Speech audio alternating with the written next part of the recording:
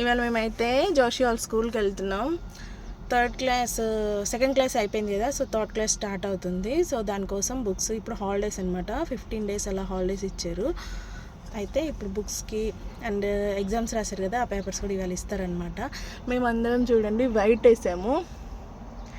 Joshi white, kiwi white and నేను కూడా white వేసుకున్నాను. వైట్ స్క్వాడ్స్ కదా జోషి?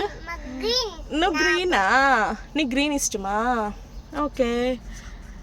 స్కూల్లో జోషి మేమైతే ఇంకా జోషి వాళ్ళ స్కూల్కి అయితే వచ్చేసాం కదా, ఇంకా ఇక్కడ మేము లోపలికి వెళ్తున్నాం అనమాట. వీళ్ళకైతే మార్నింగ్ అందరూ ఆఫీస్కి వెళ్ళే టైం అనమాట.